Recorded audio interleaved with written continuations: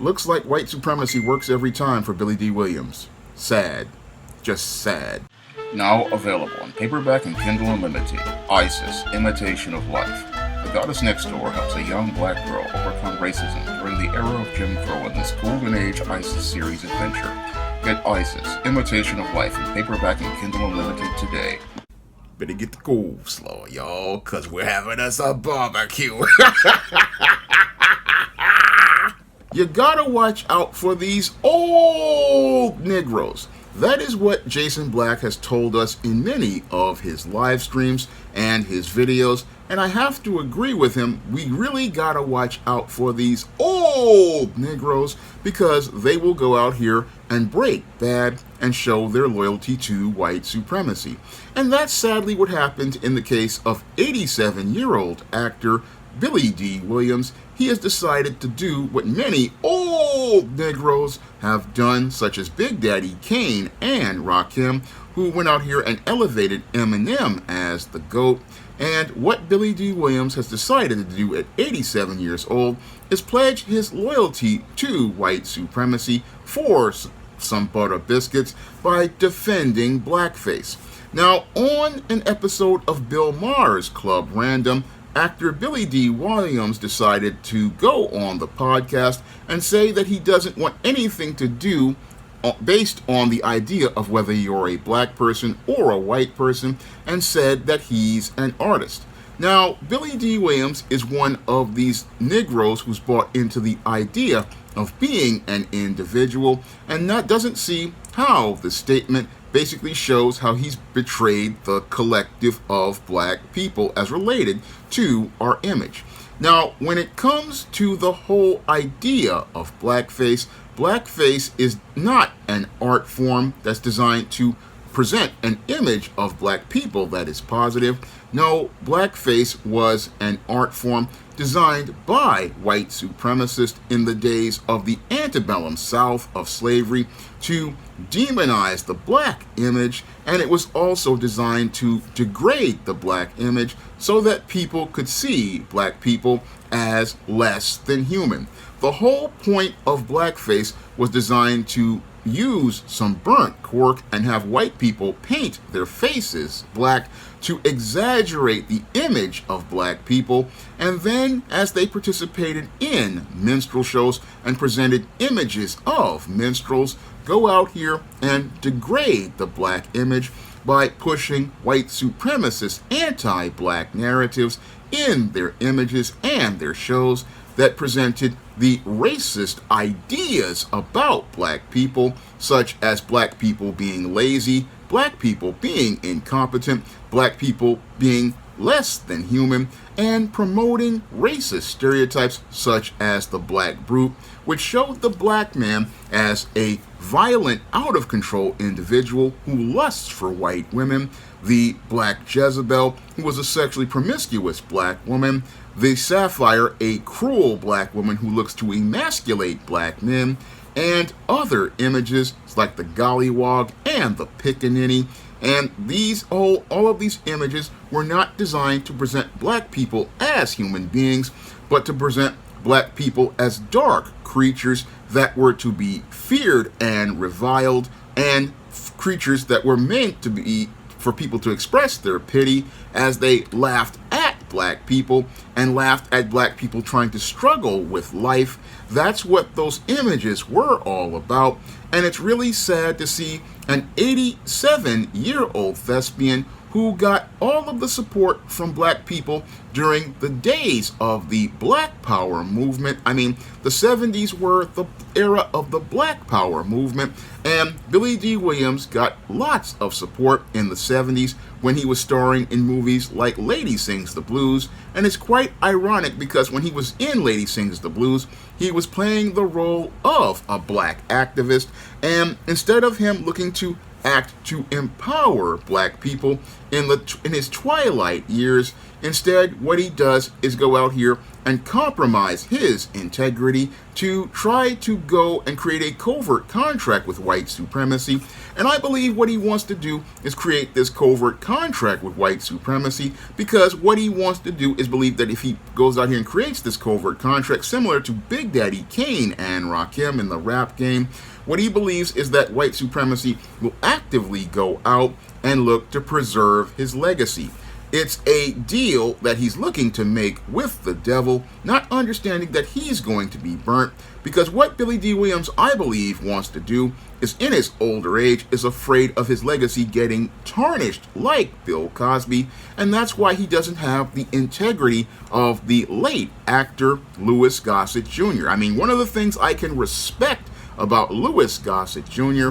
is that he had the integrity to continue fighting against racism even in his older age, and always took roles that always looked to elevate the black image, even if it were in low-budget movies. This man had integrity to go out and stand up and look to empower black people all throughout his career.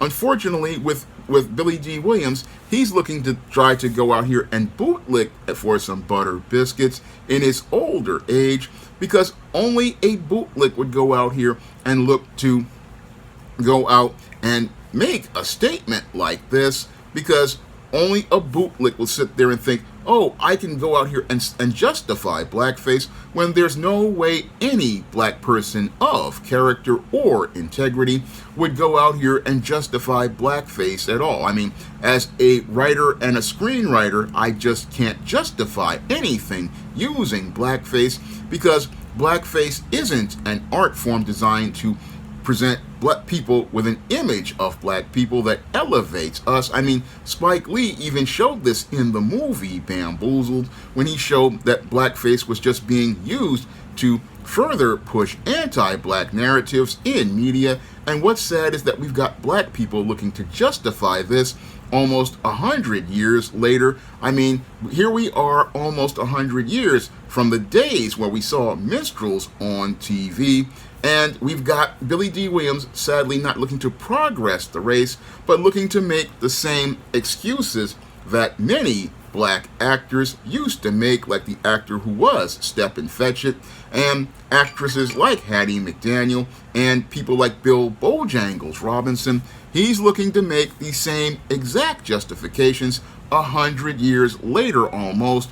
And it's really sad that we have people in 2024 acting like they were back in 1924 and not looking to elevate the black image the way I try to do here on the SJS Direct Imprint, because here on the SJS Direct Imprint, I always try to make efforts to elevate the black image and show you the human black people out here, because I understand the power of image from looking at old images on places like the Jim Crow Museum website, and going to shows like they had at the Schomburg called Stereotypes and Human Types.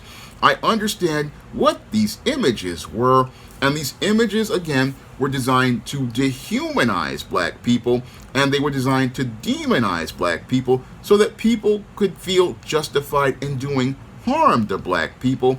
They were designed to disconnect people from the humanity of black people, and there's no justification for this. And the whole argument that Billy Dee Williams makes is insulting to black people and saying that he's an artist, because this is another textbook case of the whole idea of being a so-called black individual, not understanding that white supremacy uses individuals like Billy Dee Williams to go out here and attack black people as a collective.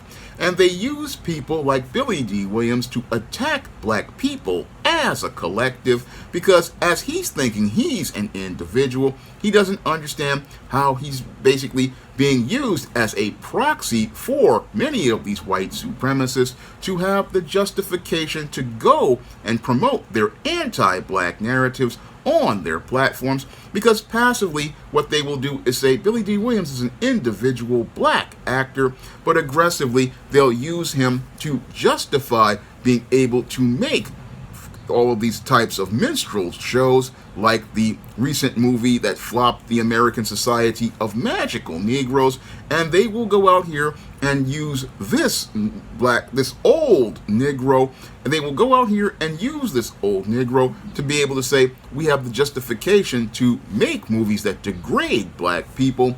That's what they do with these old Negroes who are olders and not elders, like Louis Gossett Jr. and Bill Cosby. When I look at men like Louis Gossett Jr., Bill Cosby, Robert Guillaume, I mean, those were men of integrity, and again, had the integrity to stand up for the black image and stand up to empower the black image. I mean, that's the way an elder behaves, but this is an older, and again, here is another older looking to, in his older age, go out here and get the crumbs from the master's table, and in an effort to try to preserve his legacy. But he's not preserving his legacy. No, not at all. No, what he doesn't understand is that when you go out here and make a deal similar to the one that Lando Calrissian made in Empire Strikes Back with white supremacy, they will always alter the deal, and they will always alter the deal to go out here and demonize you, because like Eddie Griffin tried to tell everyone, when it comes to black people, they don't want to see you go out positively. No, they don't want to see you go out with your name clean. No, they don't want to see you go out of this game clean. No, they want to see you go out the game in an ignominious fashion, and what they want to do is tarnish your legacy. But what's really sad here is that Billy Dee Williams is such a self-hater that he's actually tarnishing his own legacy, and that's the whole sad part about watching Billy Dee Williams make this justification and excuse for blackface. I mean, this man basically is doing white supremacy's job for himself in an effort to try to preserve his legacy. But the irony is that he's basically tarnished his legacy, tarnished his reputation, tarnished his name, and it's really sad to look at Billy Dee Williams, who, a man, again, who I thought was going to be a positive person. I mean, he had so many great roles, from Lady Sings the Blues to Lando Calrissian in Star Wars to being picked to be Harvey Dent in Batman by Tim Burton. I mean, Tim Burton basically saw greatness in Billy Dee Williams, but sadly he didn't see greatness in himself, because as an individual he wasn't thinking about the black collective. No, he thought he was an individual, but the whole thing is, when you think you're an individual with white supremacy, they will use you as a weapon to go against black people, and that's the whole sad part about watching Billy Dee Williams. I mean, again, 87 years old and still not thinking about the brothers and sisters. No, just thinking about preserving a legacy white supremacy will work to erase, and make sure that everyone sees Billy Dee Williams not in a positive light, but make sure that his legacy goes two ways. One, where they make sure he goes out in ignominious fashion, which is what he's doing right now, and then two, erasing him so that he will be forgotten. This is what Billy Dee Williams doesn't see going on as related to his statement. He doesn't see how this is going to impact his legacy long term, and he doesn't understand that this statement, again, is giving these racists opportunities to be able to say, we can go out here and continue to make racist movies like American Society of Magical Negroes, Monsters Ball, Precious, and anything made by Tyler Perry. Again, they get an opportunity to keep pushing anti-black images, and guys like Bill Maher get to keep pushing anti-black agendas passive-aggressively, because, again, the leftists will go out here and have you on their podcast to push anti-black agendas passive-aggressively, and passively they give you a platform, but aggressively you push their anti-black agenda. And that's what's happening here with Billy Dee Williams. And again, it just saddens me to see one of our icons turning into an older and not an elder.